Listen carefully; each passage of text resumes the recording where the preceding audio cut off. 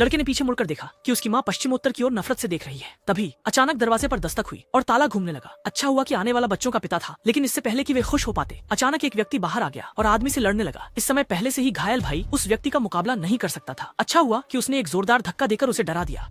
चांगा ने जल्दी से महिला को खोजने की कोशिश की, लेकिन उसे संग ब्याओ ने सीधे हमला कर दिया। अच्छा हुआ कि चुईहुआ समय पर आ गई और उसे सफलतापूर्वक जमीन पर गिरा दिया। असल में चेंगे का परिवार एक बड़े शहर में खुशी से रह रहा था। हालांकि कुछ दिन पहले आदमी का भाई अचानक गायब हो गया। चेंगे बचपन से अनाथालय में रहा। दाशान उसके पालक माता पिता का असली बच्चा था, लेकिन कुछ साल पहले वह एक गंभीर अपराध में फंस गया। सुना है कि रिहा होने के बाद आदमी का जीवन बहुत अच्छा नहीं था।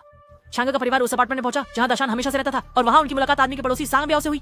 कुछ जानकारी प्राप्त करने के लिए वे लोग महिला के कमरे में गए, लेकिन जैसे ही उन्होंने दाशान का नाम सुना, सांग ब्याओ अचानक पागल हो गया और उन्हें बाहर निकाल दिया। और कुछ दिनों बाद एक रहस्यमय व्यक्ति यहाँ प्रकट हुआ और सीधे चुईहुआ के साथ घर लौटने वाली लिफ्ट में चढ़ गया। विरोधी से बचने के लिए महिला ने पासवर्ड लॉक नहीं खोला। अच्छा हुआ कि वह व्यक्ति जल्दी ही चला गया और चुईहुआ ने तुरंत पासवर्ड बदल दिया। लेकिन इस समय कियांगी ने अचानक पाया कि उसके भाई का खर्च रिकॉर्ड घर के पास दिखाई दिया।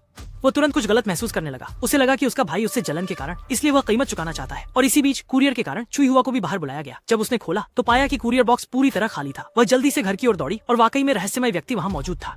और जब चांगे फिर से दाशान के घर आया, संग ब्याओ की बेटी से मिलने के बाद उसे एहसास हुआ कि कुछ गड़बड़ है। यहाँ कई लाशें थीं। असल में संग ब्याओ ने हमेशा किराएदारों को मारकर उनके घर में रहना शुरू कर दिया था।